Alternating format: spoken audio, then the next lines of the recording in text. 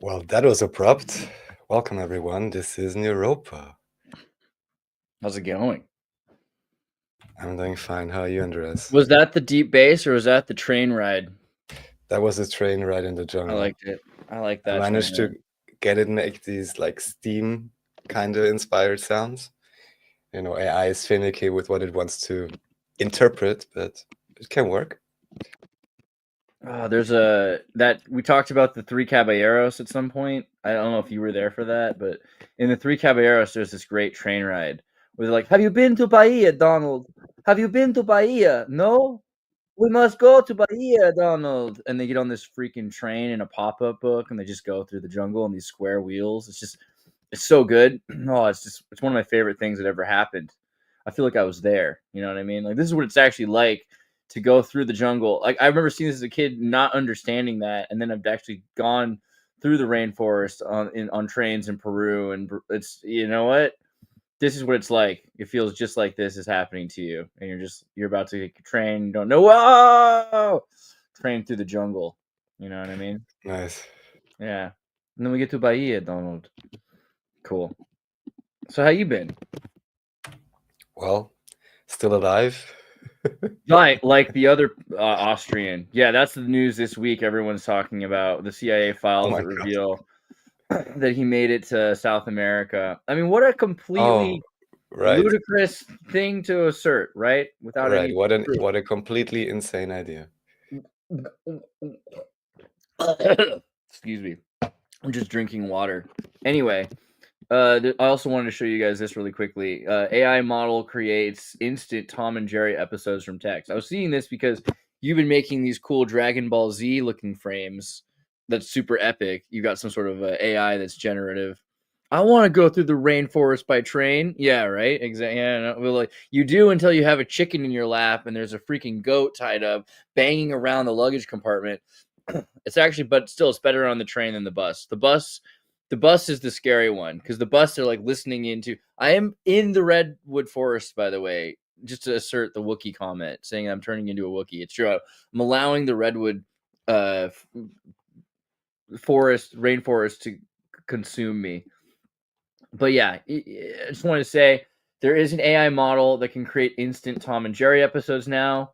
We're finally here. Everyone can pat themselves on the shoulder. This is exciting stuff. Let me go to the research paper, test time training at GitHub. You can read the paper if you want, but I really just want to show you some examples. This is a completely AI generative.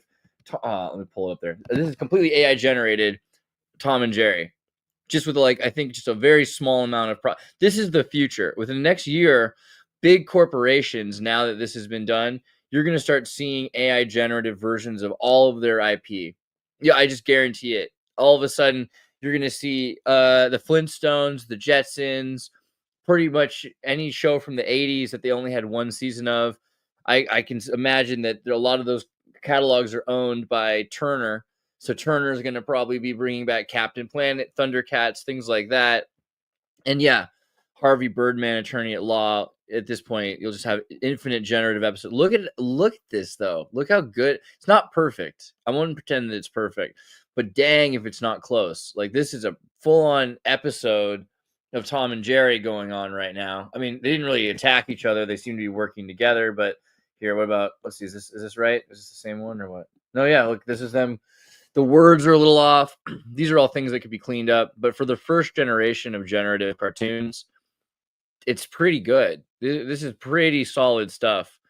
The gestalt, the general shape of everything and the flow of everything is pretty perfect. And these are all, I think, 1 minute tokens. So you're getting an entire minute for a token instead of just one image or something like that. Like this is an entire flow. It's crazy. What I honestly am wondering about, of course, aside from the real AI capacities, God knows what underground bunker may have had for some time. Wasn't the last relevant release the Sora AI about a year ago, where they always only had like 15-second clips, something along those lines? I've seen a number of new releases since the big whale from China, right? Like the China whale AI. What's that called again? The whale. DeepSeek? No, what's it called? Where's that whale program? Mexico? DeepSeek is the picture of the whale. Is that what I'm I think confused so. about? Yeah, their logo is the whale. That's what it is. But yeah, there's a bunch of things coming out now around the same kind of logic, which is more efficiency. So doing things as good as Sora and also Meta. Meta had some really good ones as well. Google, Meta, all of these companies are putting out better and better stuff. Here, actually, you can see the some of the first changes. Here's local attention, and here's the TTTMLP version, which is already like a lot better than. I mean, this is not bad, but you can see it's not perfect, and it gets way better. And then there's further enhancements, the gated delta net, which, you know, while it's producing multiple characters, it has pretty good physics. And here's Mamba 2 distorting Tom's appearance as he growls and chases Jerry. Sliding window attention. Sliding window alters the kitchen environment and duplicates Jerry stealing the pie. See, now they're going to a different like screen, it's a different area. So all of these new things that are coming out, and I think that it's going to be a lot easier. I mean, this is all done with a text prompt. They just said, do a Tom and Jerry cartoon. Looked up its training on Tom and Jerry, and then it made its own Tom and Jerry cartoon. So it's a lot less effort on the human's part, and it's showing that it's a lot smarter now at knowing what is Tom and Jerry versus something else. It's pretty impressive, gotta say. So that's the end of humans doing cartoons, I think. I think we just hit that limit. Yeah, and it's going to be interesting, of course, because this will not only be available to huge companies, but eventually to everyone. And then Right. only maybe it may come back again at the idea of how good are you actually at story writing and so on. Because from what I've seen so far, at least, AI is not necessarily the most creative, ultimately. Right. Well, we're not training it to be creative. You know, like AI is being Oh, trained to good point. give us exactly what we want. It's like sit, heal, chase this stick, bring the stick back to me. That we're just basically seeing if it can be obedient. I feel like that's not the same. By the way, I feel like I am. This is riffing off of Farmer John from the new Looney Tunes movie. I don't know if you've seen the new Looney Tunes movie, The Day the Earth Blew Up. Have you heard of this movie yet?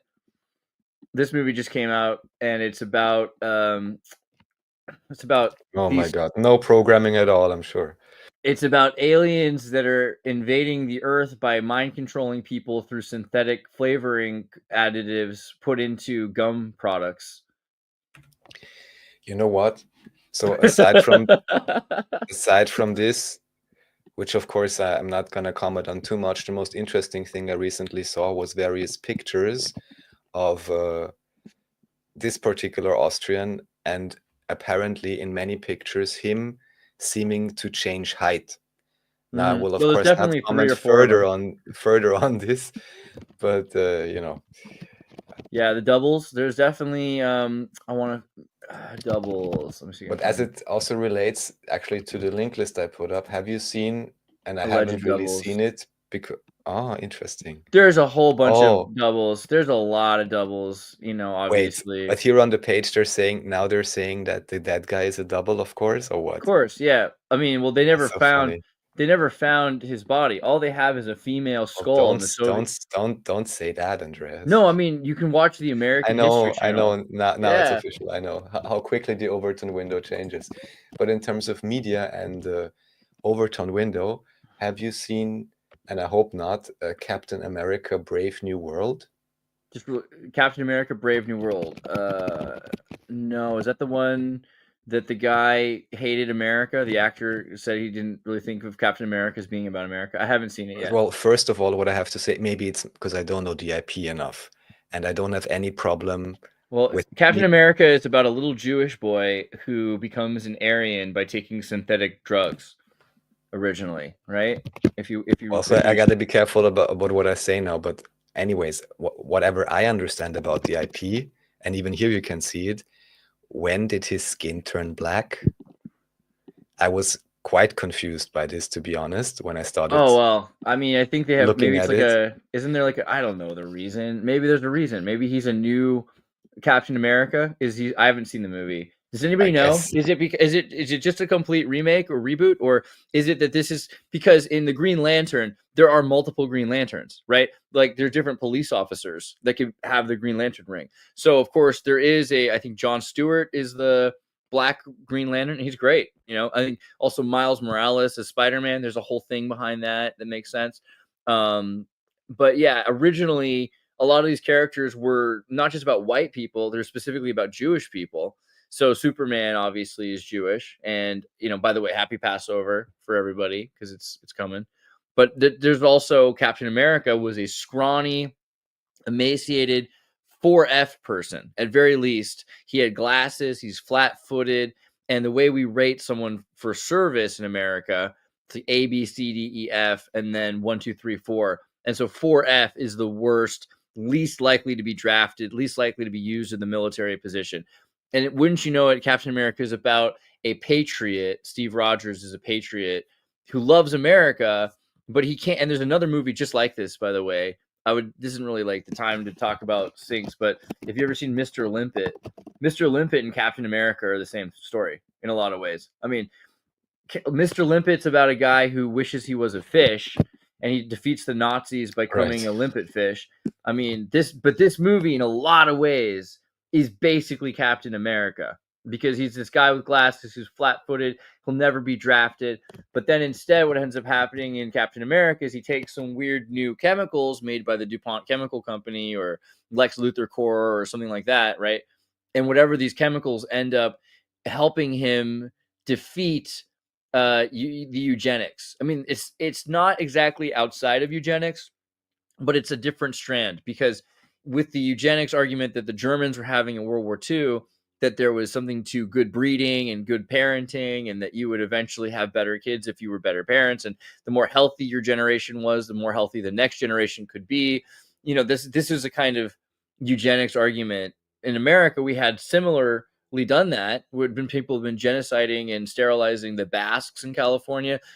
Kellogg was sterilizing deaf people who could not hear, right?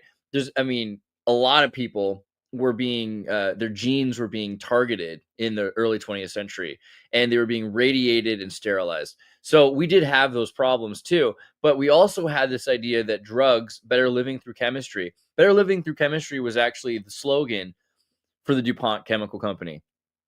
Better living through chemistry for the future that we want. Better living through chemistry. That's the promise of DuPont.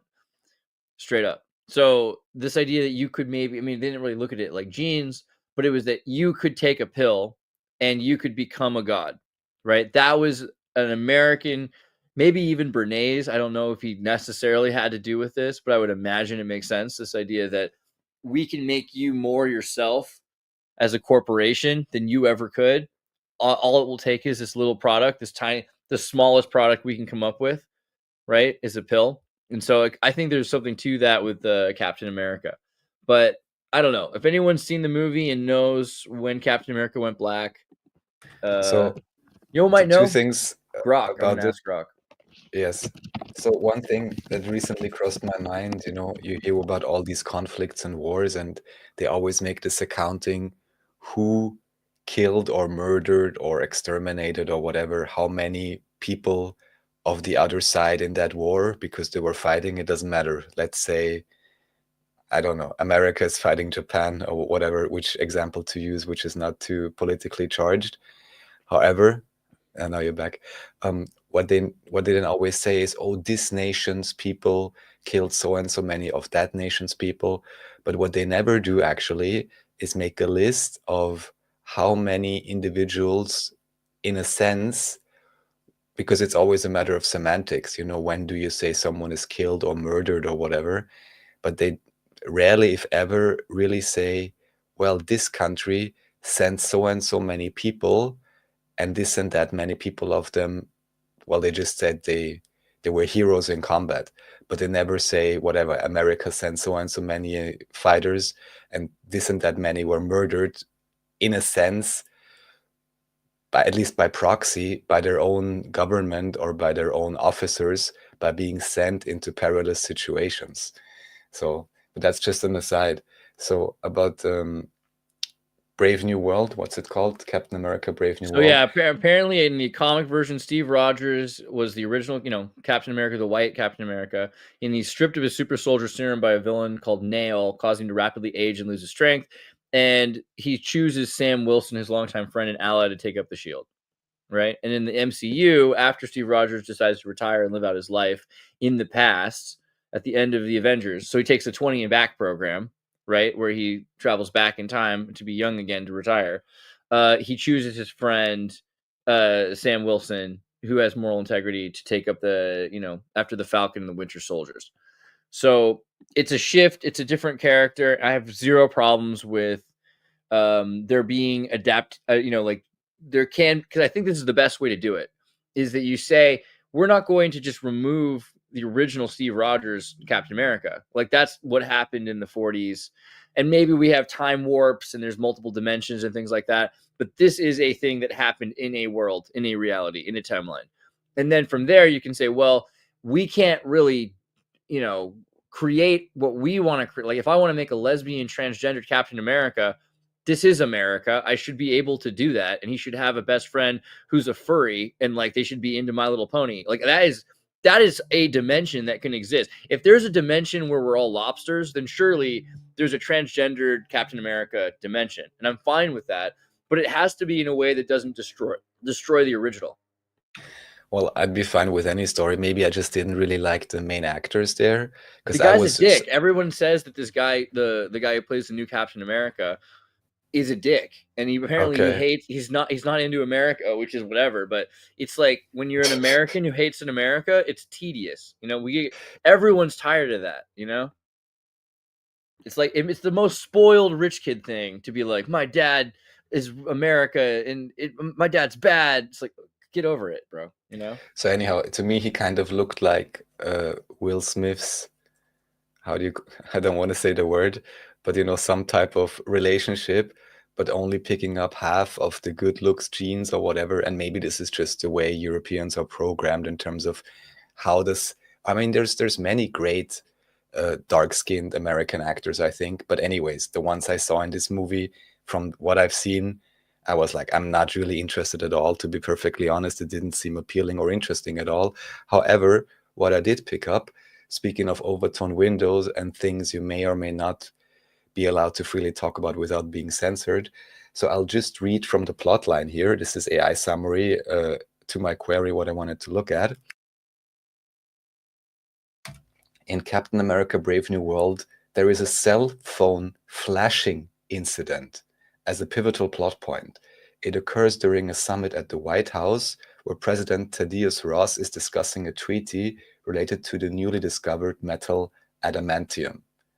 Suddenly, several men, including Isaiah Bradley, are hypnotized by flashing lights on their cell phones.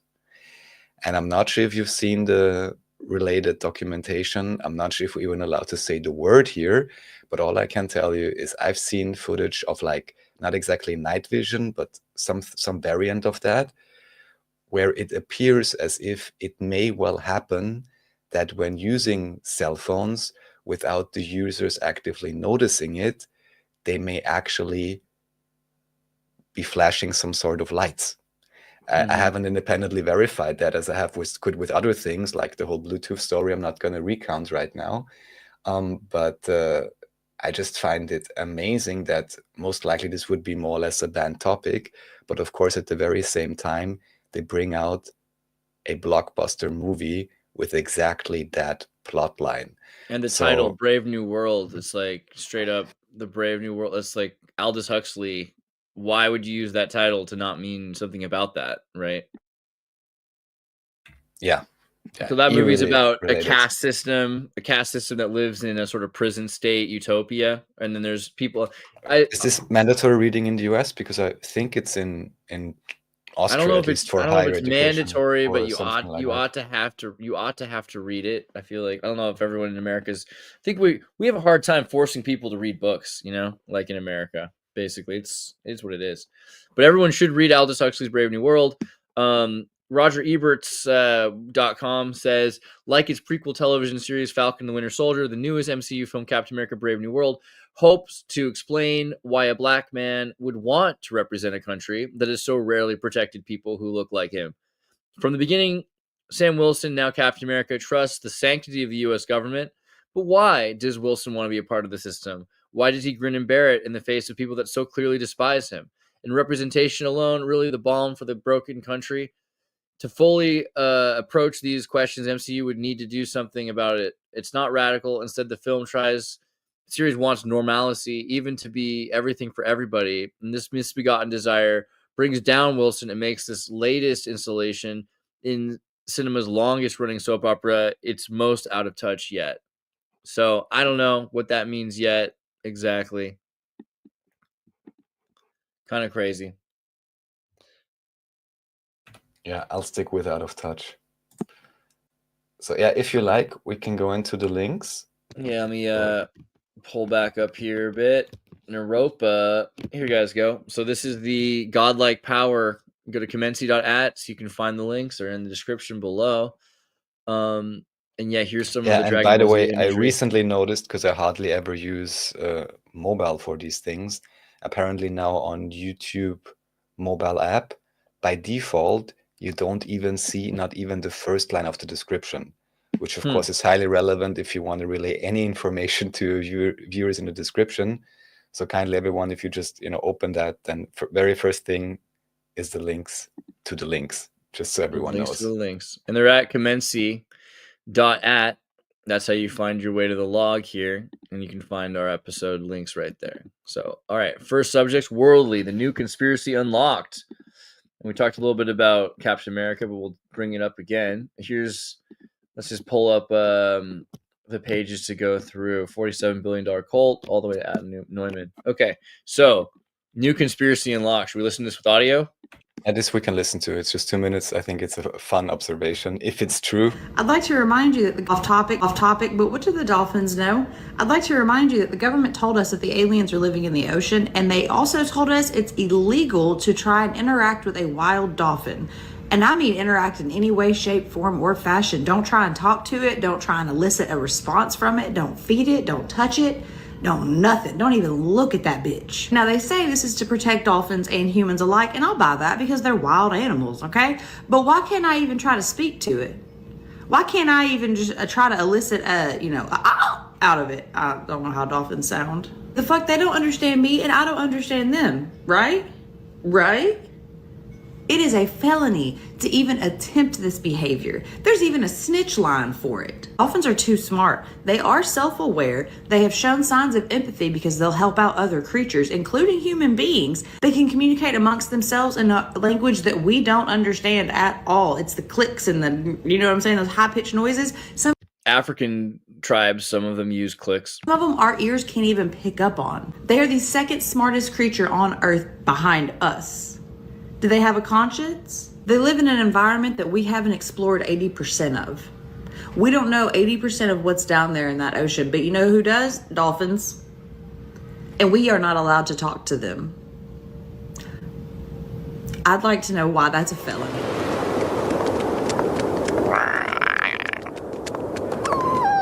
Oh no, you poor thing. Here. Ow! Get it. Hey, leave my daughter alone! Come on, humans! We've wiped out entire species before! We can do it again! Stop the dolphins. All right, Stop so the dolphin a madness. regular web search, just to verify, it says it is not technically banned to talk to them, but there is a Marine Mammal Protection Act of 1972, and it says strict regulation against harassing, feeding, or disturbing them in their natural habitat. Yeah. You know how that started, though. Sorry. Any act that disrupts their behavioral patterns, such as feeding, but also swimming or attempting to interact closely with them, which I also find curious.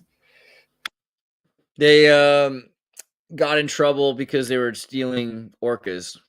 So they went up to, Canada eventually. And so that's the joint reason that there's one from the VC to America is this Animal Protection Act, the Marine Mammal Protection Act. But it was mainly because they were stealing pups or whatever you call it, calves, the baby mammal dolphins. They were like getting in boats and they had walkie-talkies and like, all right, they're going up here, and they're Oh trying my to God. divert them. It was crazy. They were diverting. So the mother the mother orcas knew that this was happening. So what they did was they tried to detour by getting most of the dolphins at the surface to swim to the right. But there was a whole other channel, and then they went deeper with the baby dolphins, and they led the baby dolphins deep enough they couldn't be seen, and they went another direction. So they were trying to sacrifice themselves for the most part to save the babies. But because they've got boats and they got walkie-talkies, they knew this was happening. So they went over and then they caught it and they stole a bunch of them. This is how, like, there's that Blackfish documentary about Tillicum, and I went to SeaWorld recently. They have all of these giant orcas and things like that. But most of them were ones that were stolen or bred in captivity from stolen dolphins from before the Marine Protection Act. Because when they also couldn't catch all of these orcas, some of the orcas actually died. They cut open the orcas and put a bunch of rocks in their stomachs and sewed them up and blew them up and like sunk them to the bottom of the sea and did all kinds of crazy stuff. And a lot of these guys doing this were like Vietnam vets who did boats and helicopters for the Vietnam War, right? So they'd already seen a lot of crazy stuff, and they'd already done, been taught to do things like that to people. So to do that to dolphins was like, they thought okay at first, but almost all of them seemed to freak out about it. Like most of the interviews with people that were, orca capturing former veterans, right? They're not happy with what they ended up doing. So it was a lot of people were saying, okay, well, we need to protect these mammals because otherwise they're going to end up in these amusement parks like SeaWorld. So I don't know if you've seen that documentary Blackfish, but it's on Netflix. I recommend watching Blackfish. And you can see, granted, it's like a CNN produced propaganda film, but it teaches you all about, they're interviewing a lot of the people who were trainers of dolphins and orcas at SeaWorld. And most of these people, some of them died because these orcas go crazy eventually doing shows 5 or 6 days a week for these people that are screaming at them Surprise. all day. Yeah, like they're not super stoked on it. So sometimes they'll like grab a lady who doesn't give them the fish they want and pull her to the bottom of the pool and then let her swim up to the top and then pull her down again and let her swim to the top and pull her down again and just keep Well, doing that over and honestly, over. that's actually pretty nice, considering what they could be doing. So. Totally. But these guys, everyone loves them. Like these are all people that worked with them at SeaWorld, and you like think, oh wow, you must have lived by oceans all your life. No, most of these people come from like Kansas or Oklahoma, some like Midwestern place. Here's one of the dudes before the Marine Protection Act used to get dolphins and orcas for SeaWorld, right? And he's seen some stuff. He's clearly like now he's like pretty into protecting whales, but back then he's done some stuff he didn't wish he did, so. All right. Crazy. Tariffs, Trump's chaos makes sense. Yeah, so it's kind of hilarious because even some of the commentators in Austria seem to be flabbergasted by what's going on. All I've heard is that this is like a throwback, supposedly, at least in official political mainline theory, from the Reagan era as like a negotiation tactic. But overall, in terms of, because of course now all the different countries are screaming and so on, but I would be very much surprised if this was not on some way, shape or form just a coordinated next step and Trump is simply being used as the pawn to make that happen. I'm not exactly sure what this should lead to. And I also find it somewhat curious, of course, the argumentation by Trump, like, oh, we've been treated so badly. While at the same time, you have all these, well, supranational digital companies that are in almost every country except maybe some Muslim countries where they're banned, and he's not talking about them paying any taxes, in their respective host countries, let's say. So it's a little bit strange to me. Do you have any rationale in terms of what's going on here? Well, obviously before America used to not have income tax. It used to not tax its citizens. It used to only have tariffs up until 1913. And Trump's made a lot of references to 1913 and to the prototypical depression, right? Because we had the early quake after 1912, after the Titanic. And the Titanic was filled with people that were trying to stop income tax and stop a Federal Reserve from emerging. And several times over, even the Civil War was used to, we use the Emancipation Proclamation as the thing that people remember, this idea that we were going to free slaves. But if you read that document, all it says is that every person is going to be subject to the same obligations, right? So if you're a woman, if you're a man, if you're a corporation, that's why corporations are treated like persons, is literally because of the Emancipation Proclamation. Corporations being persons, that's what that was really about. And the 16th Amendment, which comes after, is the idea that you can tax without representation, that Congress can levy any tax without really due process, unconstitutionally, which is what the United States was built on, is that, hey, you can't just tax us without representation. And in fact, we shouldn't be taxed at all. We should be feeding into social securities if we want. That's a Republican idea, right? To create social services that we end up paying towards, and that bigger persons like corporations adopt highways. If you're on a highway and the highway is well taken care of because McDonald's likes people driving down that highway because there's a McDonald's in the middle of the highway. And otherwise, why would the truckers use that navigation route? Like, this is social services that benefit everyone, including corporate persons. So the 16th Amendment, right, that's really what we're up against. And they only could get past that by telling these states that they weren't part of the United States anymore. So there wasn't a civil war. It's a war of northern aggression, because all of these Confederate states that left, they had to reapply to the Union, which meant they weren't allowed to vote on the 16th Amendment. And wouldn't you know, with all of the states that were protesting gone, that it passed, right?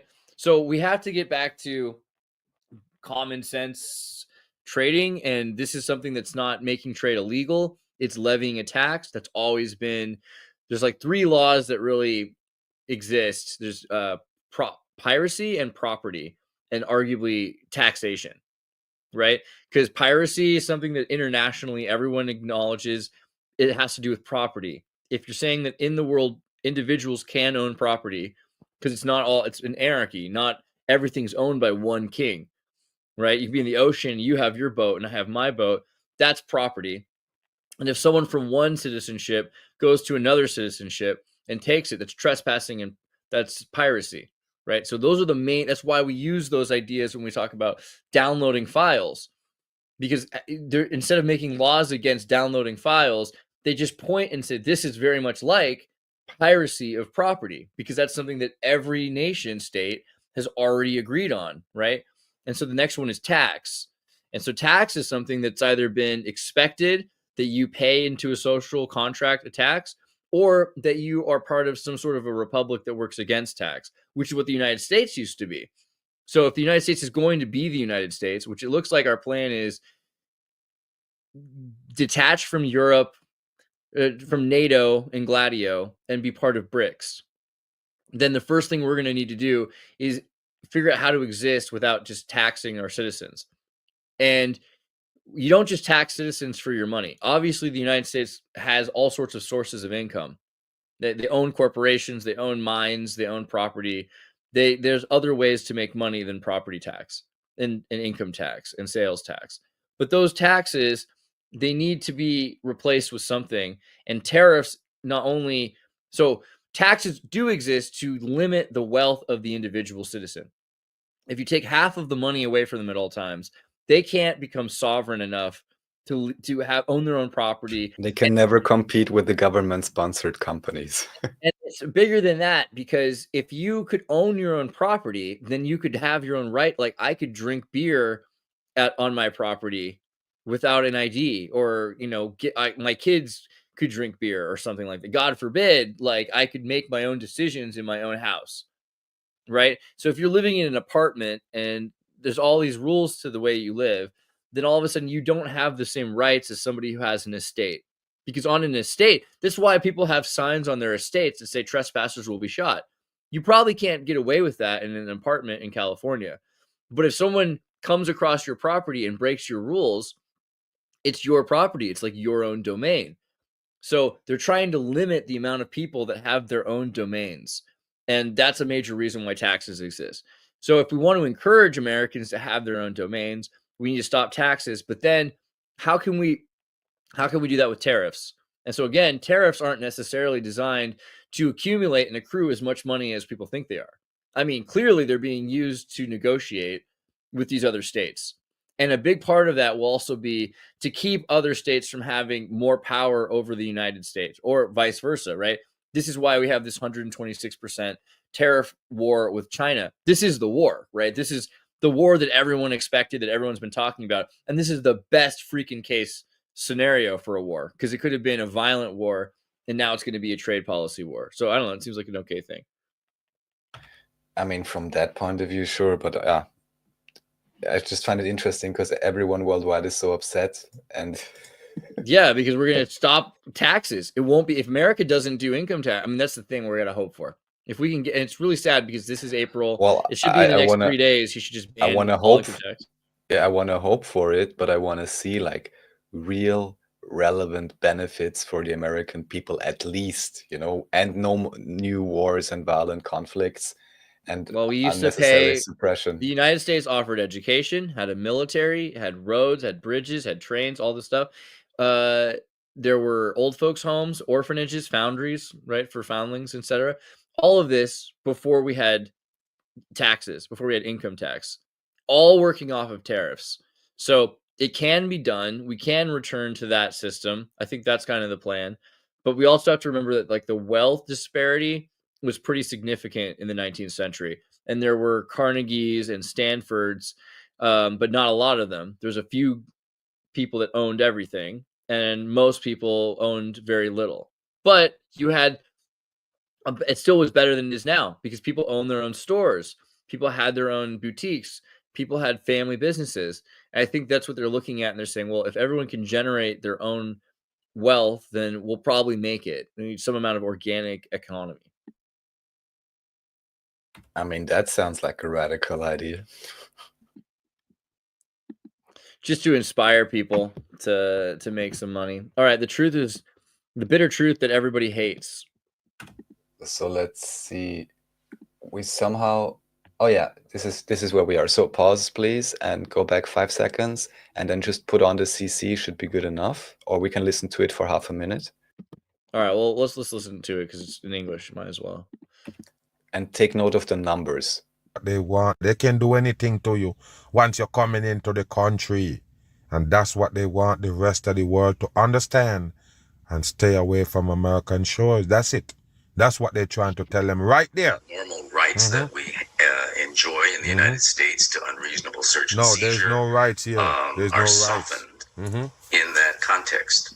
Wow. All right. So by the numbers here, in 2016, Customs and Border Patrol numbers show officers searched 19,000 mobile devices. 90,000, Last year, that number exploded to 47,000. Can you decline the search of your mobile phone? Well, you can. If you're a U.S. citizen, you can decline the search. If you're a U.S. citizen. They can. So that's enough.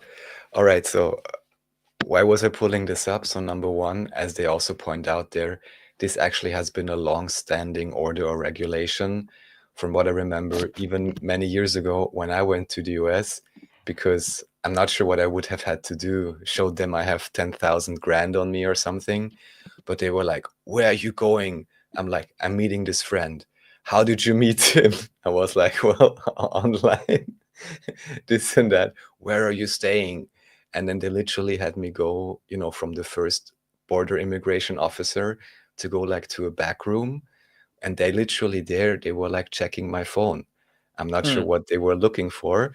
But then the funniest thing was the guy said, well, if I look into your bag, will I find anything I should not find? And I was like, well, that question is open to interpretation. And I was like, no. And of course, I didn't bring anything contentious with me if I want to, just visit someone in the friends, US. Yeah. But kind it's of like hilarious. It's pretty easy to get everything here. You know what I mean? Like what do you think you're bringing? Well, don't tell them. Like, you go to if you go once you go to America, you can like buy a gun, a child, a prostitute. Like, you know what I mean? Like they got everything here. So.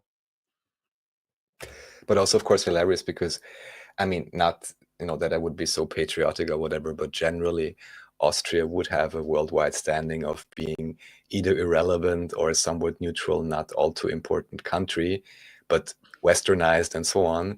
Yeah, So I but you guys just are all found it, jacked up on those espressos. So so I found it just very hilarious that the first border control guy, after looking me up and down, literally sent me to the back room for the checkup or whatever. And I was wow. like, wow, I wonder if they ever do that at the southern border or something. Let's not talk about that. But this is Did you just see hilarious. the South Park episode Mexican Joker? No? So I think this is like a pretty important episode, actually. So there's an episode where they have just, that Cartman finds out that you can just call ICE and tell them that somebody's an immigrant, and then they'll just kidnap them for a few days until they figure out what's true. So Cartman, to get back at Kyle, says like Kyle's family are illegal immigrants. And so then they show up at their house, and it's the Jewish family. So the Jewish family has the police kick in their door and separate the women from the children and take the parents to jail. And they're going to eventually figure it out. It's going to take like a couple weeks to process all the paperwork to figure out that they're actually citizens. But they're going to take care of it down at the station. And then they take Kyle and they send him off to this program where all of these kids, they don't know for sure that the kids are actually the parents, right? So they just this is what's going on in America. If you're an illegal immigrant and they're worried that you're trafficking children, they'll just take your kids sometimes, right? That's what is so scary. And so they have this thing where Kyle's trying to explain, is like, you got to really stop doing this, because what you're doing is you're basically raising these kids to hate America, because their first memories of America are being separated from their families and being put in these mylar aluminum blankets on the ground, pooping in buckets in these prisons that are converted literally for just children. And you're giving a bad origin story to a villain. You're basically making a Mexican Joker. And then they start thinking about, they're like, oh my God, which kid's the Mexican Joker? Like, no, you don't get it. Anybody could become the Mexican Joker. It's like everyone doing all this stuff happening to all of these kids. You got to stop doing it to all of them. You can't just stop doing it to one of the kids.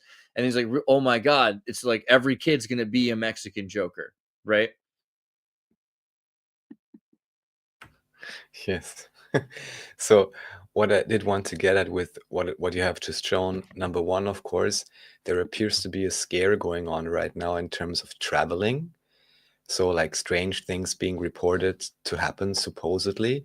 And at the same time, they're ramping up this idea that, yeah, you're going to get checked at the border. So like I just said, this already happened before, but maybe most people didn't catch it. And I only caught it because of all the presentations that I produced with David Ewing Jr. talking about the numbers. So you may have noticed they said that 19,000 mobile devices were searched, and that number exploded to 47,000. And 47 in this understanding now is in the Quran, is the Surah Muhammad. And we're going to have more correlations to this 47. But and I do find also that 47th president and Shakespeare 47 too. Yeah. I do find it curious, and it would just tell me that for some reason this message or this messaging about the borders being closed down or more difficult to come there to visit and so on is some kind of a coded message. What that means exactly then, whether it's accurate or not, I don't know, or what it means to relay more than the obvious, but it just also may well mean that these numbers by themselves are just manufactured. So this will most likely not actually be the real numbers of how many people got searched or whatever it would be. So yeah, I just wanted to point that out. And then the deeper connections. Yeah, so this we already had once before. I stumbled across this again somehow. This is, I believe, originally from Matthew North.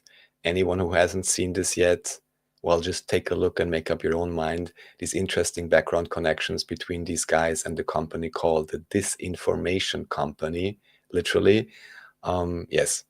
And as I always say, I wish I wouldn't have to throw any shade on any of these individuals, but if you look a little bit closer, you may want to take a second and a third look. Also talking about, for example, here Joe Rogan, and that he actually has someone who's programming most of his guests. So he may not actually be as independent as he makes himself out to be, so on and so forth. So we had this before, but I came across it again. I was like, this is good. And I was like, oh, I've seen this before. This is interesting. People should be aware of it. Yeah, we don't need to harp on that here. We're our favorite friends. Yeah. Well, Joe Rogan said he didn't want to have David Icke on his show because of the reptilian thing. So I'm really curious about how that's going to go down. Oh, man.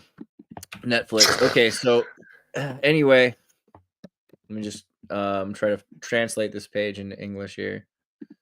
If it lets me. Is it not gonna? There we go. Okay.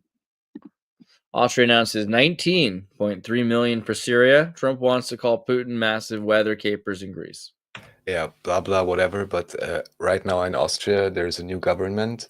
As I have explained in previous episodes, it's the coalition government of everyone but the party which got the most votes, because they didn't want to compromise on giving away all the ministries to the Black Party, which has held them for decades.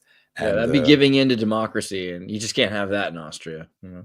Yeah, and now, of course, people are complaining because the new foreign minister, who literally called a significant segment of the Austrian population during the lockdowns to be practically idiots, the word she used was fetzendeppert, which means as dumb as a cloth. She's now traveling around, officially at least, and giving these, what is it, billions, I guess, would it be billions?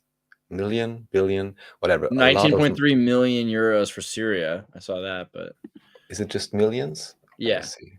19.3 million euros for Syria. Yeah, it's millions. Yeah. Handing out that money officially. Now, according to what I learned from David Ewing Jr., this may actually just be a ruse or a cover to simply more or less burn money supply. Yeah. So that's an open question which I cannot answer, but it is kind of curious or strange that you have, even at least in official politics, quite questionable individuals, maybe ruling Syria and so on.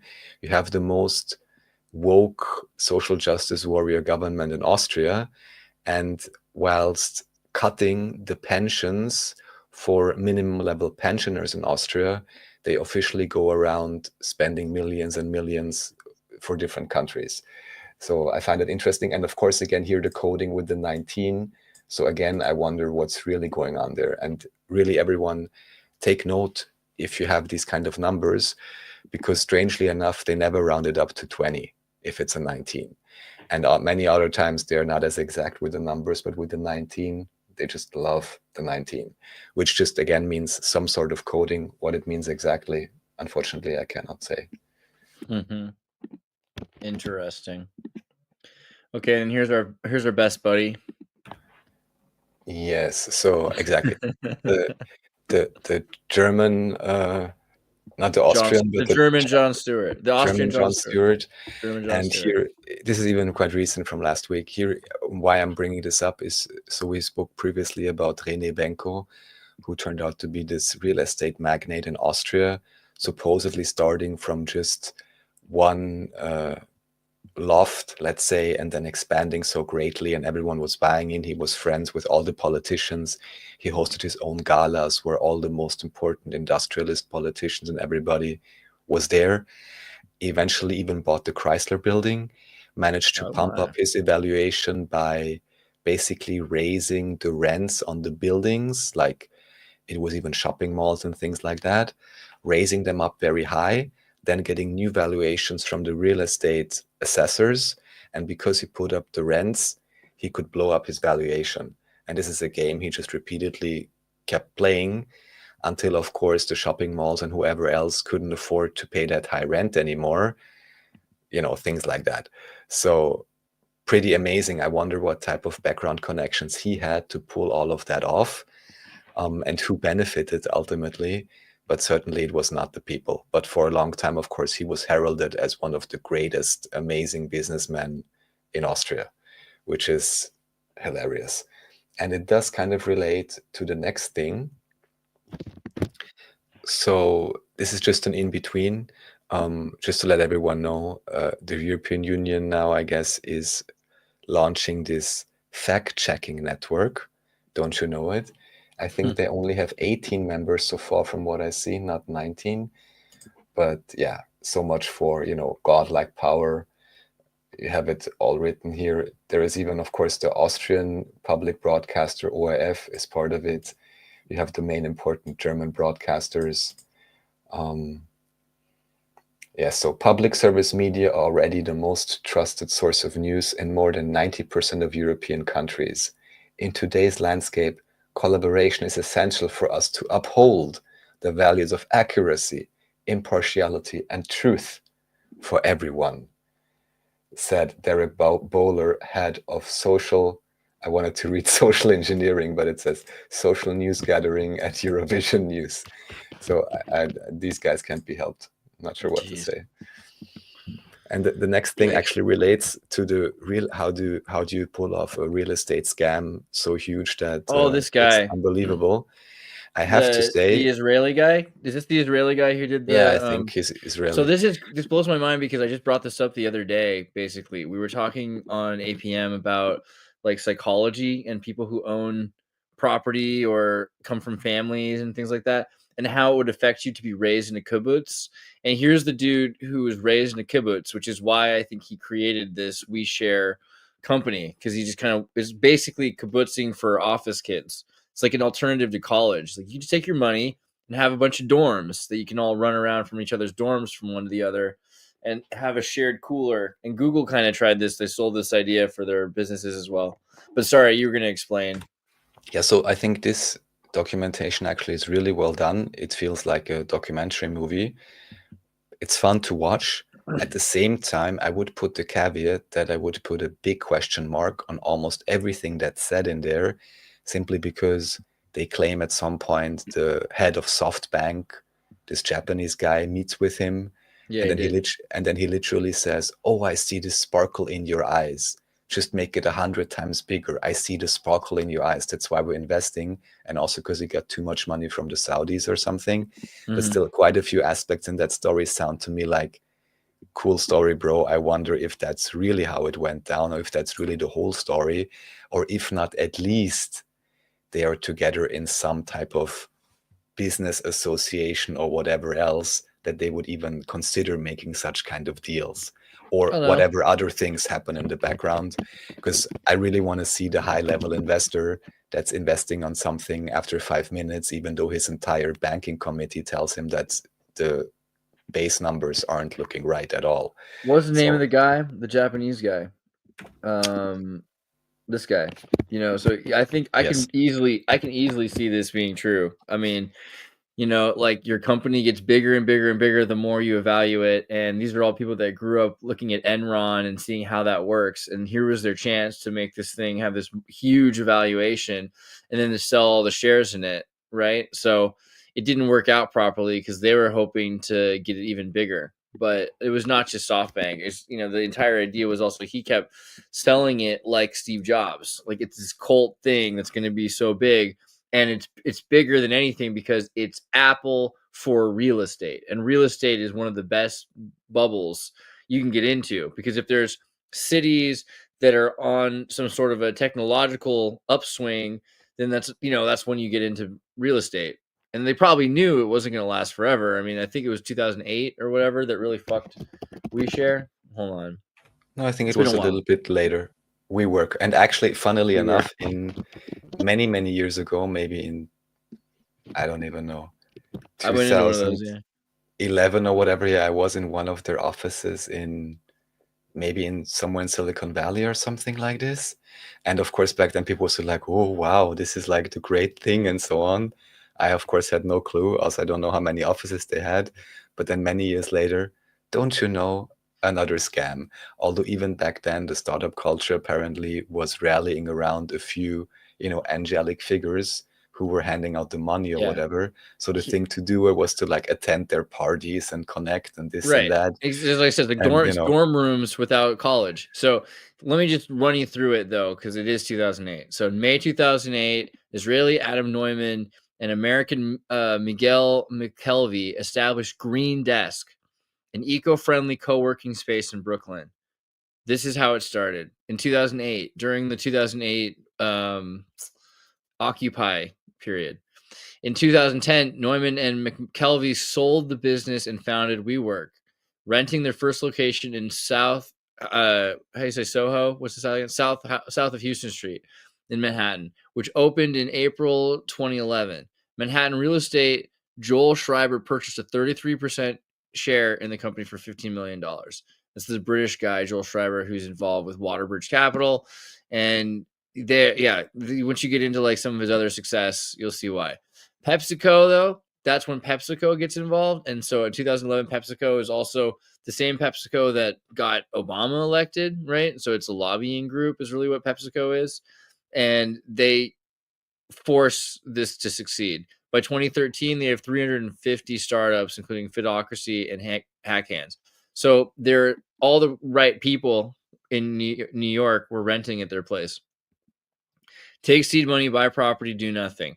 Yeah, basically, except worse, because that's the thing. They were so self-obsessed, and you have that kind of money for the first time. Oh, yeah, and the other thing is, by the way, which is also part of the documentary, and that's the part which seemed legit enough, which is basically that the company owners then bought themselves private airplanes and all these mansions and so on. Dude, like it made expanding plays everywhere, but simultaneously underpaying even their own workers, which is always the point where I'm like, sorry, here I lose all empathy for you. Even if you're running a scam, at least let the cleaning lady and the regular managers and secretaries and whatever profit from it somewhat. But no, you overwork them, probably don't treat them so nice, indoctrinate them into a cult to do spontaneous parties to impress investors. I mean, this is almost North Korea stage play style. There's a Apple TV series that you can get online. Right. A lot of it was actually taken from there, which is why it looked so good. Yeah, I would say it's worth watching for sure. It's a mini series and it's pretty good. I think they pretty much covered it perfectly. And the fact that I just bring it up mainly because Jared Leto's in it, which is like Mobius and Tron Ares. And Tron Ares is interesting because Ares is the god of war from Mars, and he's from the band 30 Seconds to Mars, which opened for Obama during the 2008 DNC convention celebration, right? And I think also donated to Hillary Clinton and everything else. There's a whole bunch there. Hey, Ronaldo Brezer, big hello from Australia. Thank you for providing so much entertainment and knowledge. I listen to you guys at work with sound canceling earmuffs. Don't do that. Play it on your boombox and just force your poor coworkers to become indoctrinated, bro? Like, you might as well. But that's awesome. You're from Australia. I like Australia and Australians. But dude, the landscape there, it's pretty based. Indeed. The Australians I've met so far, not too many, but they were all pretty based, very fun and very nice. So that's what I can say. I like it when you guys get drunk in a room with some Kiwis and then you guys have to fight each other. Is that just me? Okay. Well, yeah, so the $47 billion cult, I'll have to watch this documentary. But yeah, here's that dude. I don't know, man. I've been thinking a lot about Japan recently. And so I'm in the mindset of a 60-year-old billionaire from Japan. I can get him. I totally get what this guy's all about. This quote is actually great because here, which to me makes it seem even less credible, but he is saying, so in 1 hour, you convinced him to put in $45 billion. Then a Japanese guy says, no, this story is wrong. 45 minutes, $45 billion. $1 billion per minute. Oh my God. Please, dude. Honestly, that sounds completely believable. I'm a believer. I'm a believer in that story. That's the kind of thing that happens, man. I want to move to Japan. All right. So TV Garden, select a country. What's TV Garden about? We're gonna collect seed investment money from SoftBank, from the homeless shelter or the oh my the God, $50 because that's the thing. Family home on the Japanese countryside. That's the thing about it, man. Because all right, in Japan they have these little homeless shelter like things which are called internet cafes.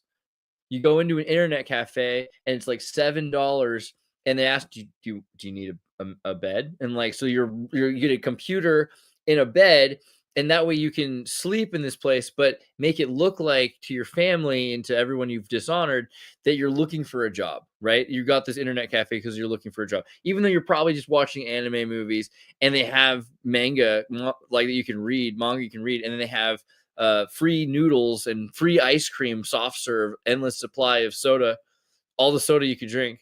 I mean, they have essentially this is not that different. The only difference is that these people in Japan are ashamed of themselves for that because they've dishonored their families, and they're not talking to each other in those cells, whereas in America, everyone's just sort of like proud of the fact that they are nothing, and they try to be nothing. Like they try to, even if they have a good family, pretend they come from nothing, and then they can meet each other in this door. It's like college summer camp, because people love people love that. People love the American Hollywood idea of college summer camp, where you're not living with your parents anymore. No one's watching you, and you can have all this like liberated freedoms and, sex, drugs, and rock and roll, right? Like that's essentially.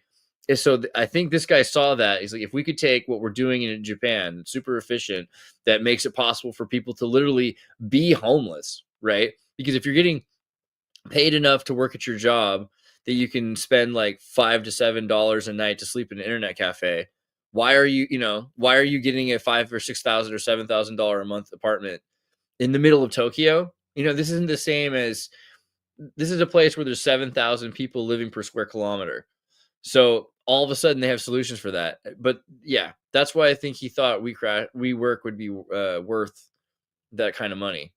Because it could be, you could scale that all over the world, and that would literally be pod people. That's the thing about this. This leads to pods. Oh yeah.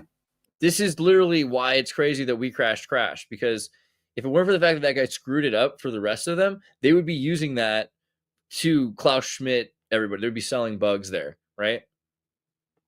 Yeah, I know. Fair. All right, so TV Garden.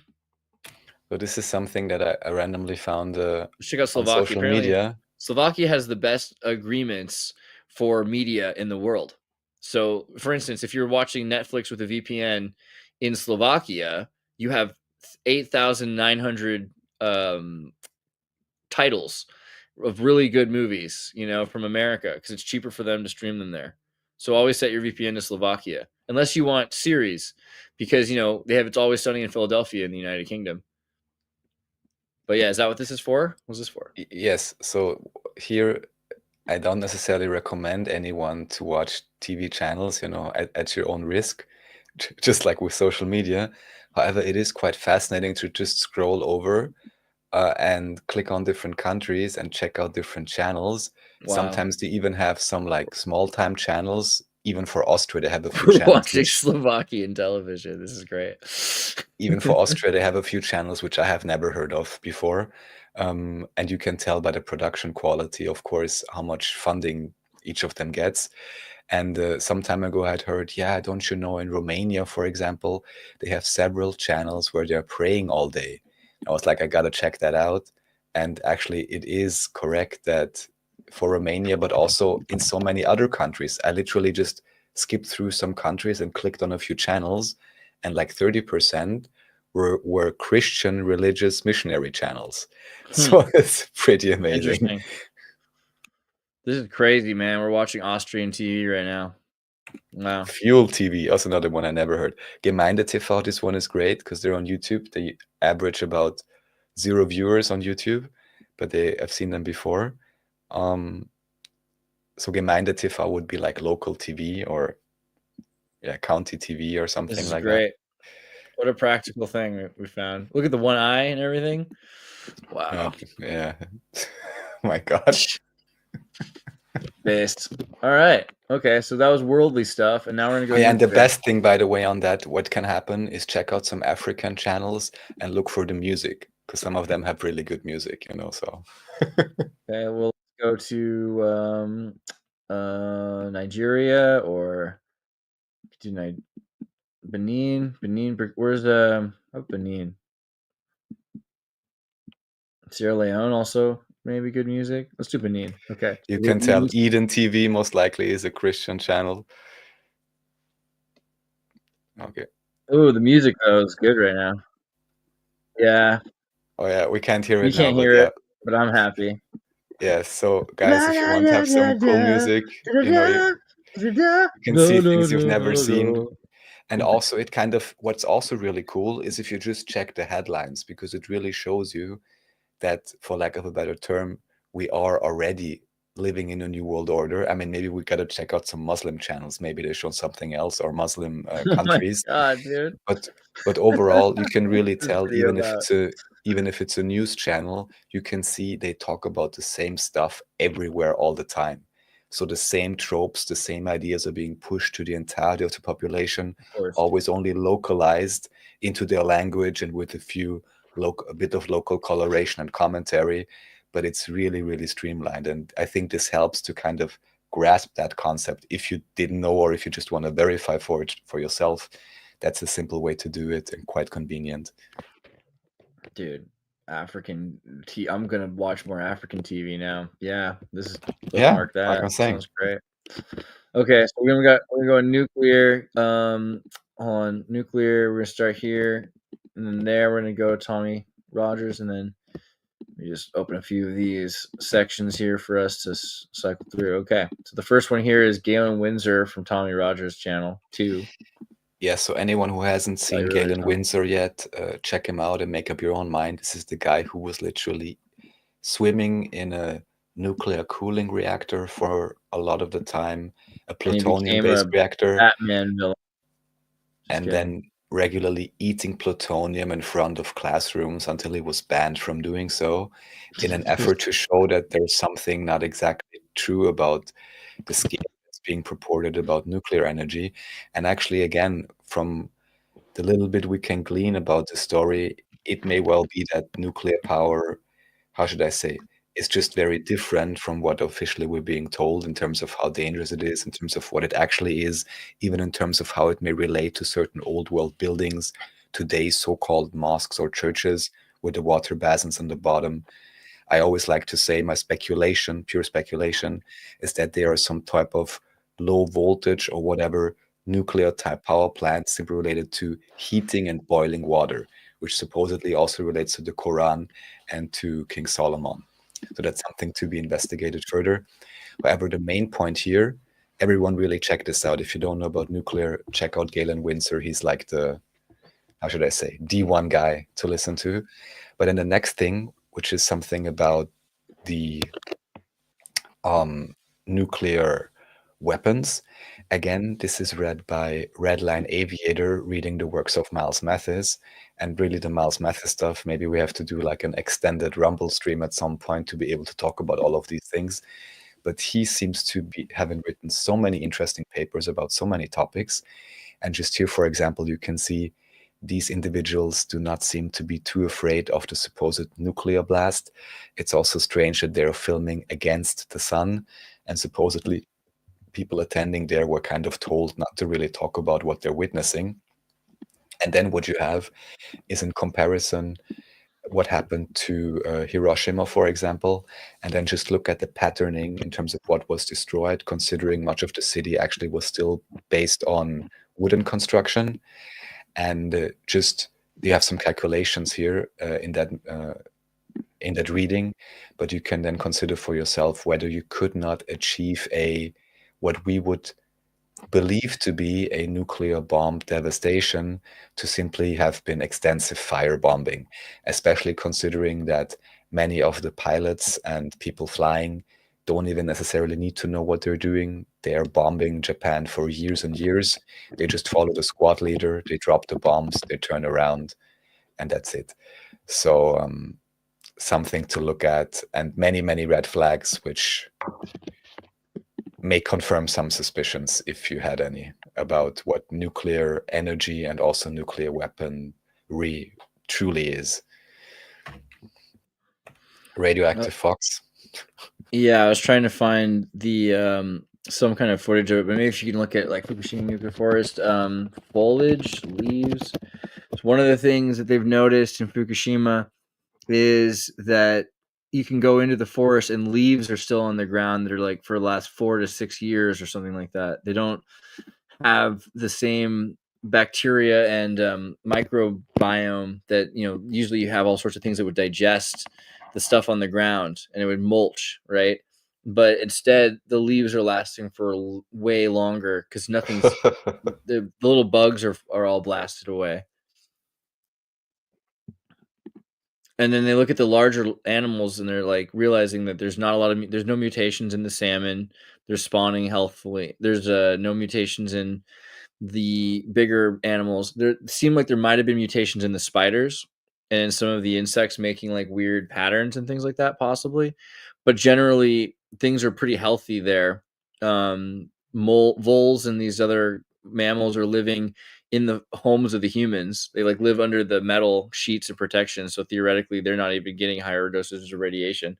The mushrooms and that tends to be the thing that has the most radiation. The mushrooms are pulling it up and everything. So generally they can go around with a little meter and the meter will say like this is this much, EMF. It's a higher dosage than in other places. And in some things like the mushrooms, it's like 10 times higher. And you can say what you want about that, but it's a nuclear zone of 273 square miles or something like that. So it's not a huge chunk of land really for them to be able to just say, oh, well, it's fine. Past here, it's fine. Like that seems really strange, right? Particularly because if these leaves don't decompose, get eaten by other things, and then they catch fire, which is what's happening a lot, is that there's summertime, there's a fire, all of a sudden it burns a big cloud of these radiated leaves and blows that in the air, and then that precipitates somewhere else, then you're getting that same radiation spreading all over Japan. So it's not like they really are living in a place that's free of this stuff.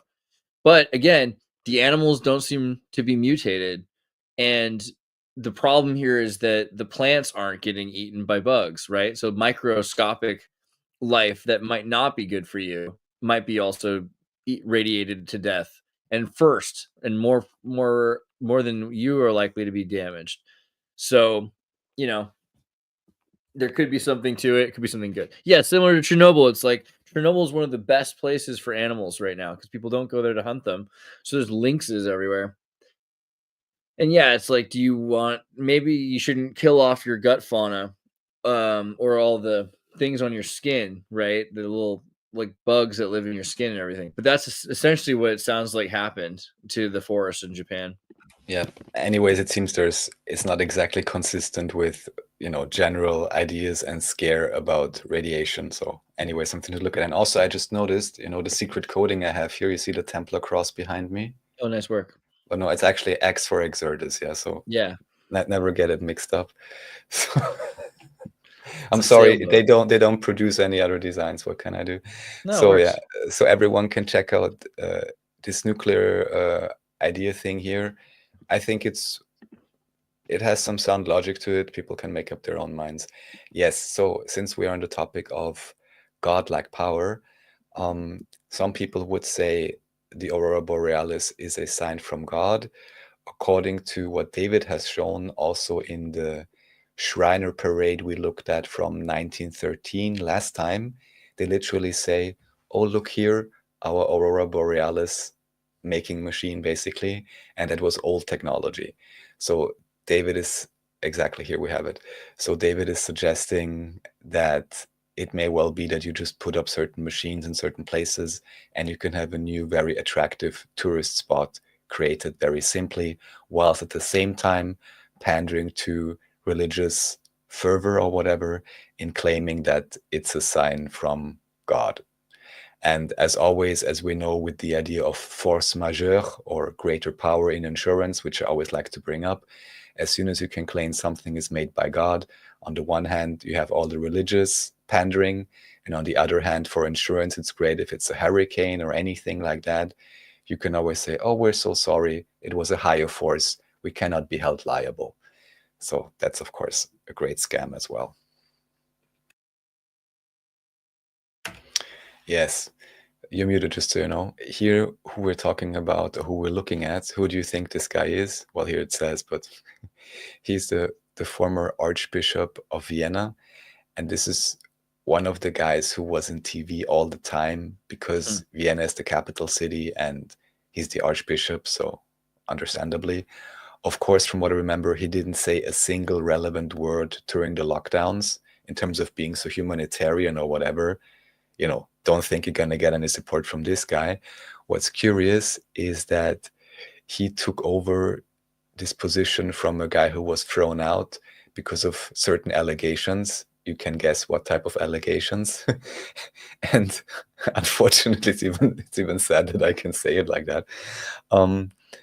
And yeah, he's just one of those figures that you see so much, and that even has officially a very old family history.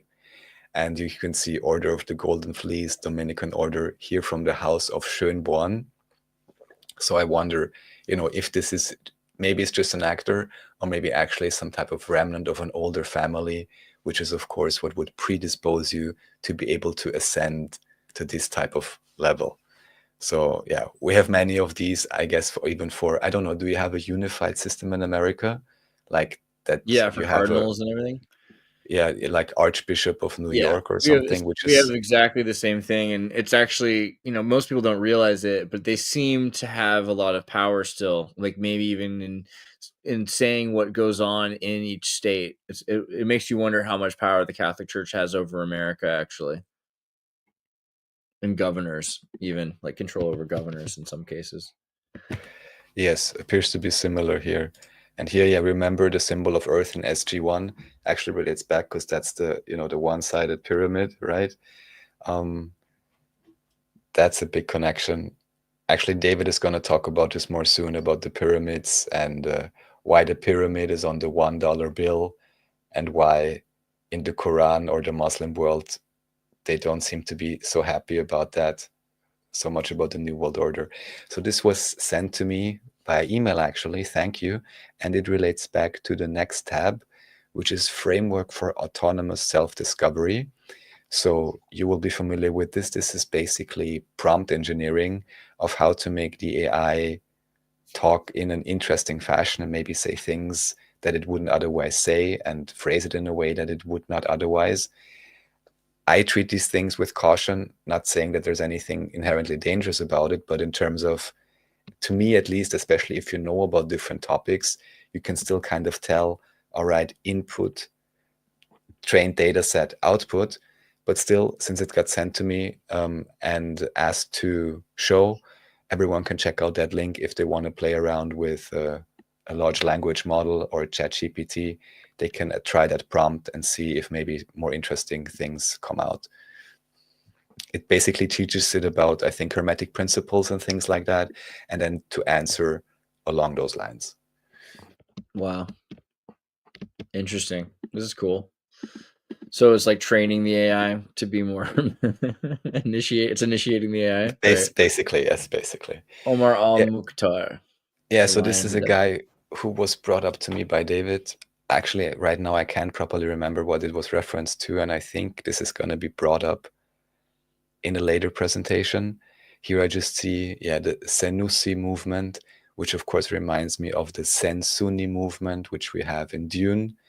There's so many connections with Dune and this whole Muslim occulted old world story. It's amazing. Yeah, here, let's see if there was something in particular about him. Lion of the Desert. He was in the Italo-Senussi War, pacification of Libya. Oh, well, that's something. Or you could call it Libyan genocide. That's great. He fought against the Italian invasion, so the Jesuit invasion of Libya. Crazy. Okay. What is Yes, so here, let's read what it is. I think it's some kind of like sin. Go down a little bit so we can actually explain it. I just wanted to put up some basic things here. Zina is one of the forbidden deeds, one of the most serious major sins after shirk and murder. All religions are agreed that zina is haram. No religion allows it. The punishment for zina is the most severe of punishment because it violates people's honor and lineages. Well, I would want everyone to stick to that, let's see what the fallout would be. But why I'm bringing up this, let's say, Muslim arc now is because of the next tab, which is about Muslim prayer. So you have a German, we can translate it, a WikiHow, about how to pray in Islam. And I'm not telling anybody to convert or necessarily do this, but I want to point out a few things, which again, I inferred and were told to me by David Jung Jr. as to why this is interesting, because and even related to one idea that recently got around social media again. I'm sure you heard about this Russian who encapsulated himself for a science experiment below the earth for like almost a year, and he completely lost track of time. Have you heard about this? Yeah, vaguely. Yes. And here basically the idea being that, of course, the one thing which I could think of now is the washing, which might change your electrical charge, but then especially the bowing down with your head to the floor, which may increase blood circulation, and then also potentially, supposedly, synchronizing you with something along the lines of the Schumann resonance. And why this would, and then of course also everyone in the world, I guess, doing this in synchronized intervals. And if we give any credence to the idea of manifestation, or that humans have a bioelectric field which may interact with the environment and so on, what would be the effect if millions upon millions of people do this in a synchronized way? First of all, they're doing it at the same time, but also deliberately putting their head to the floor in terms of synchronizing with Schumann resonance, for lack of a better term. And why this would be important? This would be akin to the idea that if you have, through media and other things, all kinds of manipulation, but then 5 times a day, you're basically meditating or centering yourself to something that is somewhat more real than whatever the TV puts on, that could be a quite effective shielding, or dare I say counterspell, to whatever type of media magic could be played upon you. So I think that aspect is highly interesting. Interesting. Yeah, putting your head to the ground for Schumann resonance grounding is an interesting idea for sure. Legit. Okay, so historical. Let's pull up the YMCA at Guantanamo Bay. You know about this, right? Well, you apparently know about it. I wasn't so aware of it. I picked it up in some chat room somewhere, and then I was like, okay, so this may be the alternative explanation as to why Donald Trump is always dancing to the YMCA. Maybe he's thinking about Guantanamo Bay. I can't say, but I just found it kind of interesting. Well, I wouldn't be surprised. It's a fun place. You know, it's a great playlist that they have ready. The Guantanamo Bay playlists on Spotify and YouTube. You can listen to all that. It's got Oops, I Did It Again. All those great hits. Okay. And Tommy Rogers' video about Yes. narrator. So this is that what's that show with Leonard Nimoy he did? I actually don't know who narrated this, but it's even This is even Spock. on the This is History Spock Channel. from Star Trek. So maybe I think part of this is like the official mainline explanation, and another part of this, oh really? Yeah, his Oh is my his God. voice right now. Yeah. And let's see here. Pyramid in the Moon. What's his name? In Search of. In Search of is the name of the show. In Search of show. There's a great show called In Search of, and it was very classic. In search of monsters and myths, you know, whatever. It would be like that every episode. And Leonard Nimoy did all the narration. One of the best Coral Castle videos is their video they did on Coral Castle, right? So Time Machines also, yeah. So you're basically suggesting that it may well be that these so-called pyramids have only been recently constructed. So this is certainly something to look at. And also, though I was there myself, well, they are supposed to be built like pretty recently, right? Isn't that the deal? Like at least within the last few hundred years. Well, I'm not sure if that recently. And of course, same question goes for many other pyramids around the world, if they really are ancient as they are claimed to be, or actually leftovers from mining sites redecorated as tourist attractions and to backdate history to make the new timeline fit. These I could go either way on that, you know, because it's like they're going to tell. I mean, they're already saying that these pyramids are built like after the Constantinian period, right? Like there's like 450 or 500 AD is like the official claim. That's still like not that long ago, you know. So if you're saying that to me, that's already saying they're new, and it'd be interesting if they were older or if they're built on ruins of something that was there older or something like that. Like that's unless people all were just dirt. In which case, fine, you know, basically. All right, but Donald Rumsey map collection. Yeah, so Recently spoke to David about the idea of Cairo being old or not, also because this relates back to the question of the Hafs Quran, which is the Cairo edition of the Quran from, I believe, 1924 or something like this officially. There's a story about supposedly, for lack of a better term, I guess British Empire stooges throwing certain variants of the Quran into the river, things like that. Then a new version being released, and then certain or a lot of mainline history claiming an old heritage for these regions. However, if you look at different old maps, there are some, apparently also in Wikipedia, which may be manufactured to make it look as if the city already was big and booming. However, you can also find maps like this one, which I just quickly found through a web search, where you can literally see this is from 1900. I'm sorry, but there's not really a lot there. So tell me who had the printing presses and everything, unless that was the only building they had to, for example, create this this particular variant of the Quran and not actually have it imported by agents and manufactured by printing presses in Europe. And as always, I can only recommend, don't believe me or anybody else. To the best of your abilities, do your own research and always, check with the most varied sources to hopefully then be able to discern which maps and which ideas are manufactured and which ones may actually be correct, which timeline actually may fit.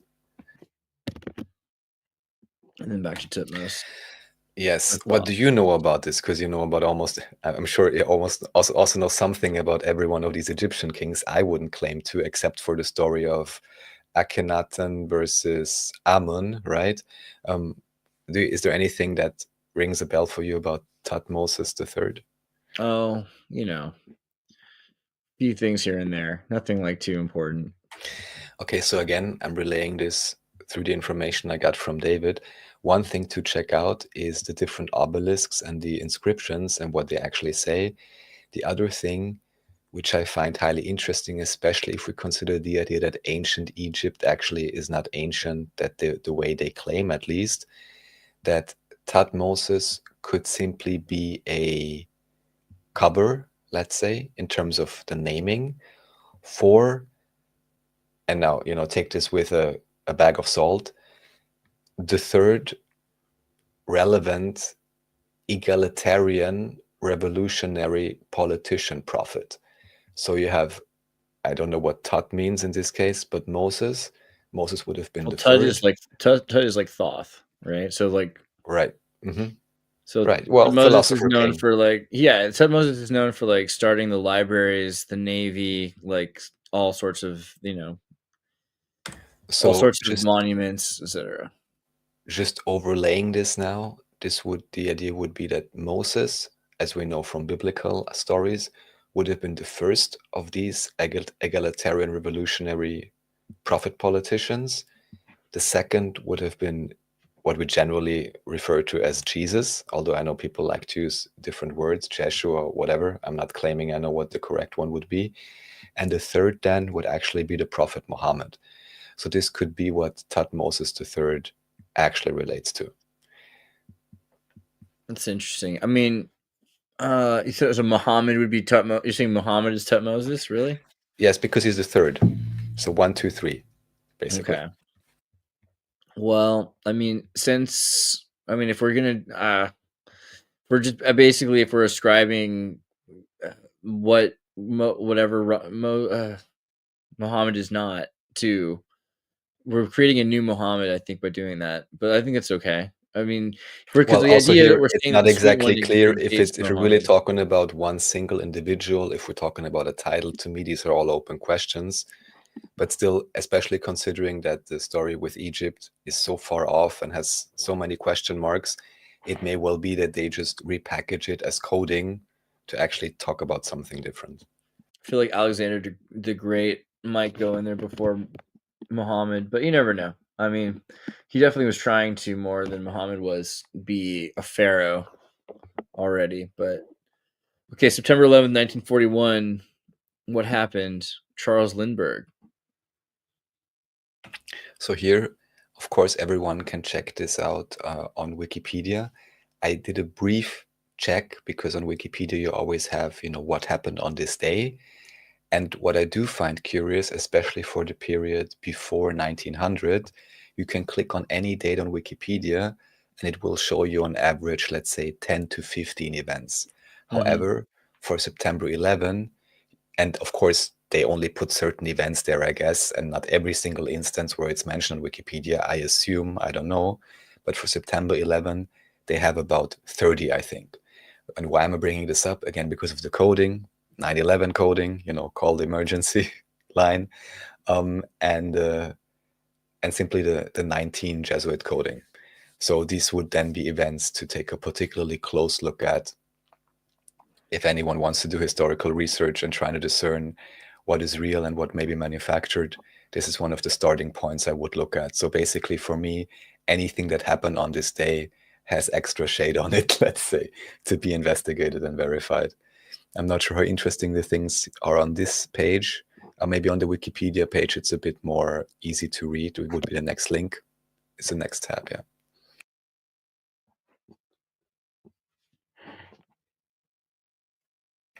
Didn't you know in 1275 there's an earthquake, and we know about it today? Lithuanian Civil War. Well, I mean, interesting that in 9 AD, the Battle of Teutoburg Forest, and the Romans suffer the greatest defeat in history, and the Rhine is established at the border between the empires. So this is like the beginning of, an outer zone to the empire.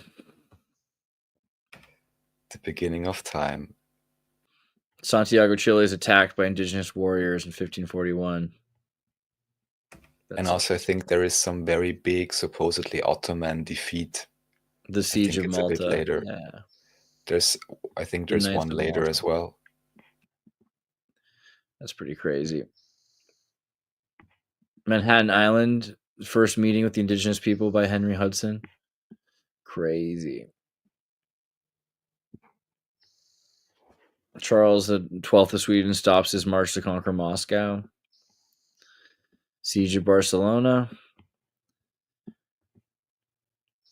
Alexander Hamilton. Treasury. First Treasury Secretary. Hope Diamond is stolen. Dang. War of 1812. The troops Captain arrive William. Yeah, already have it linked, of course, as you can see it because it's valid. Captain William Morgan in 1826. Official story here, of course. Ex-Freemason arrested in New York for debt after declaring that he would publish The Mysteries of Freemasonry. Because by now I have to say, especially understanding that the linotype way of printing only became popular around 1900, but you have all these anti-Masonic party things dated to 1830 and so on. I really have to put a huge question mark on how much of that was also backdated, manufactured, invented. I don't exactly know for what reason or purpose or meaning, but I have a big question mark there as well with these kind of stories. And here, 1830, Anti-Masonic Party Convention, see? Yeah. On 9/11. So what? Who is against whom now? What's going on here? Well, I'm sure a lot of everyone's the a Jesuit. But everyone's a Jesuit. Yeah, well, a lot of the anti-Masons, though, probably thought that it was screwed up, that the Masons had, like Scientology, control over their books and everything. They're trying to make it more open, which is funny. That didn't work out so well for them. Revolution of September 11th in 1852 in Buenos Aires. Crazy. Yeah, it just keeps on going. Australia invades New Guinea. Quebec's bridge collapses. Even here, a bit on top, the second period of Russification. This only relates to Finland officially. But of course, also we have the question marks here. Since when do Russian people really speak Russian? Yeah. Just like with Italian. Crazy. A coup in Chile headed by Pinochet topples the democratically elected Salvador Allende. Yeah, can't forget. That was September 11th. A new constitution in Chile.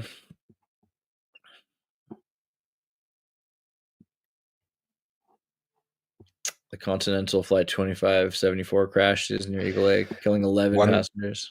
One thing I may speak, well, of course, Funny. NASA's Mars Global Surveyor reaches March, if you can believe it, in 97.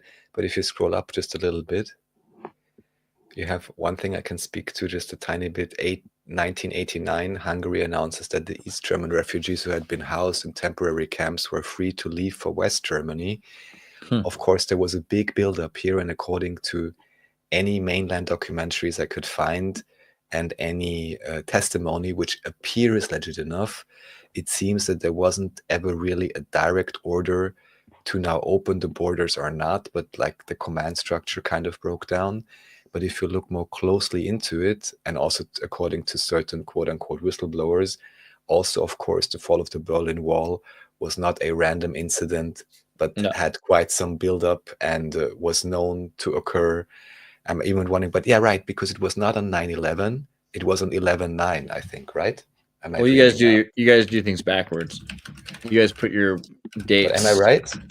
Am I right? Yeah, 9th November 1989. Yeah, so there you go. I mean, yeah, good. But it would have been 9/11 because you flip it around. So yeah, pretty much. I mean, we have 11/9, but still, with the coding, you can go both ways. Croatian terrorists, 1976, Grand Central Terminal. Gonna have to look into that at some point. Okay. All right. Well, that was history. So now we go to bio IoT, Internet of Things, censored. Ooh, we'll have to save that for a Rumble stream. So you guys remember to follow us there. Indeed. Okay.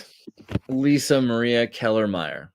So this is an interesting story. This was a doctor. I'm not sure how public she made herself to be, but she was basically, if I understand, generally on TV advocating for the lockdown and the associated inoculation mandates.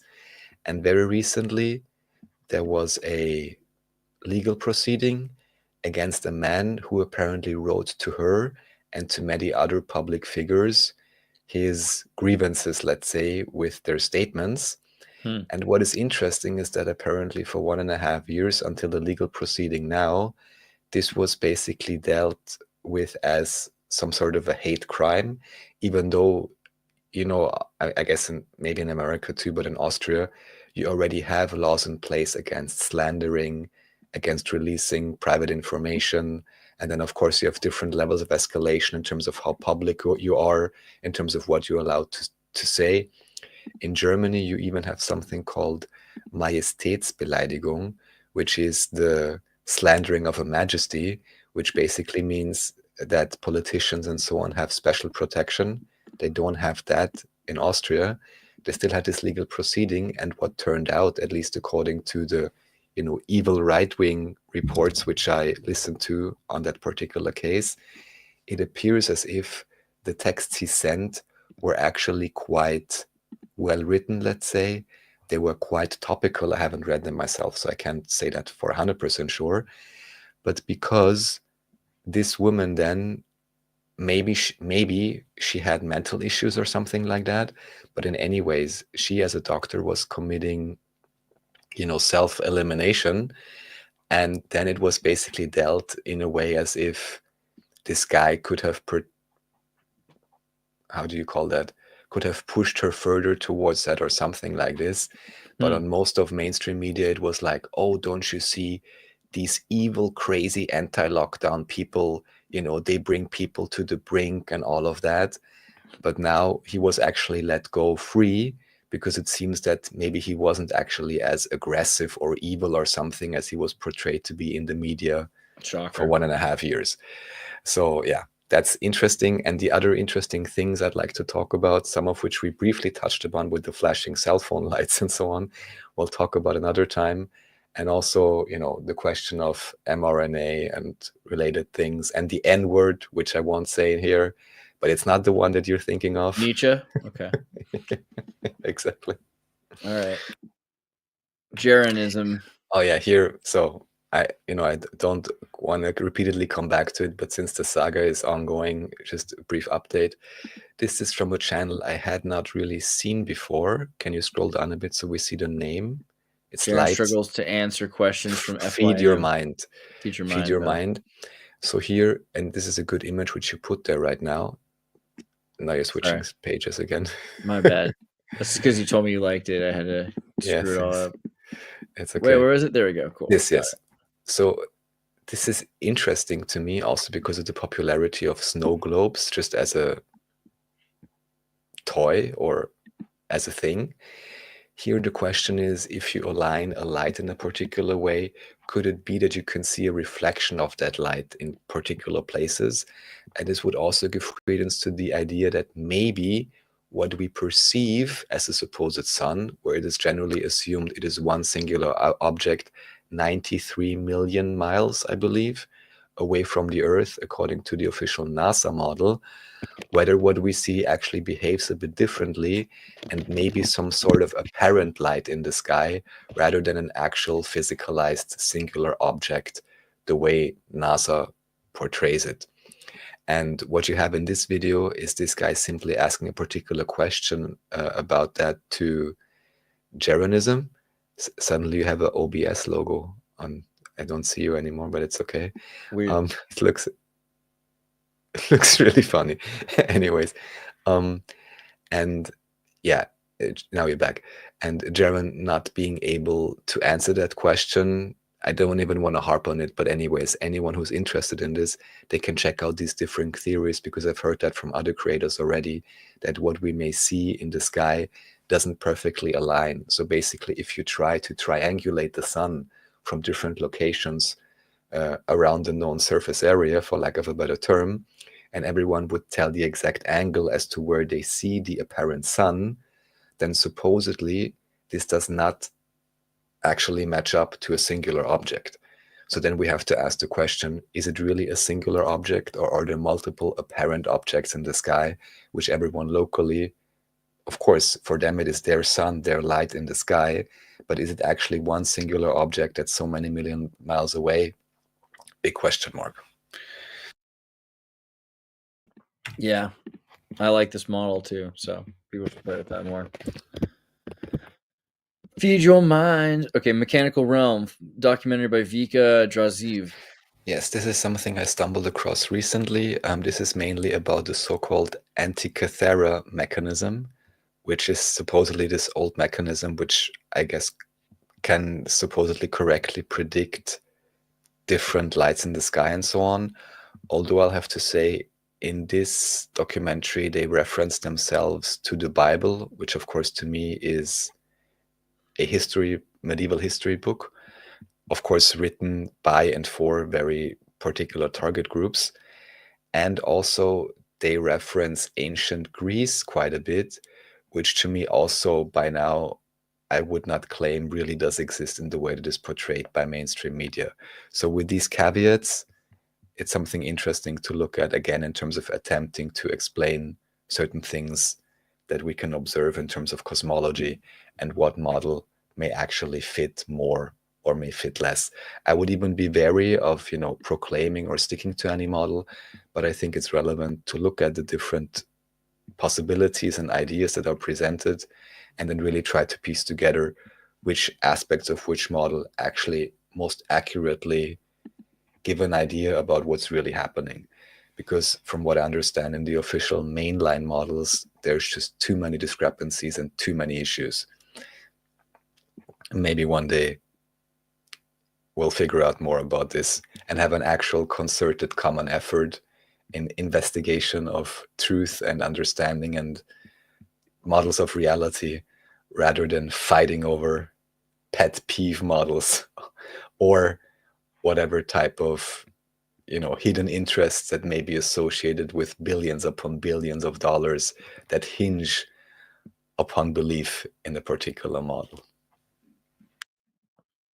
And then here's the sun in Antarctica 24-hour video from Feed Your Mind. Right, so this is one of the attempts to explain how that could work. And I'm not claiming I completely understand it or would say it's like this or like that, but it's certainly something interesting to look at. Because of course, ever since this happened, and last time I showed, it's now even being discussed on Joe Rogan. So it's clear by now this is a very high level media operation which is based upon this footage. And even here in the movie, which they've shown from supposedly this locale which they were at, the sun is squishing in very strange ways. Many other things that are highly questionable, as we've discussed on the show before. Okay. All right. Well, that's actually that's all of the subjects for today, eh? Who would have thought? Crazy. Pretty good. Pretty good. Cool. Well, we should still try to do something. We're gonna do something on the 17th or something like that. I think that's another one we're doing next week. So. Oh yeah, and also maybe actually next week we're gonna have you on Team Rabbit Hole. We'll see what's gonna happen. Oh, cool. And we can geek out on more Disney or other media, or see whatever Jim brings up. Yeah, We'll I hope you see. guys are all watching the Team Rabbit Hole streams, because that's one of my favorite shows. So like, I feel like it's like when it's like in the 90s where like your sitcom like switches to like we're happy to bring them home to the Xirtus channel, where Team Rabbit Hole can be enjoyed by the same fanatics that wrote us fan mail demanding to bring the show back on. So that's pretty cool. Yes, thank you very much for allowing us to co-stream that on your channel. I hope people enjoyed. The last show we had was maybe kind of fringe topic, was about Warhammer 40k, but then at the same time so many people are fascinated with it. When I listened to the drive-by of the story, I was like, oh, this reminds me of Dune, this reminds me of this and that. And as always, I'm wondering how much true history is encoded in these hugely popular media tropes. Probably some, and most oftentimes more than what you hear on evening news TV. So yeah, that's what I can say. So pretty good. All right, what kind of music do you want to? What you got? You want to do the bassy one? Yes. Now we're gonna go out with this one.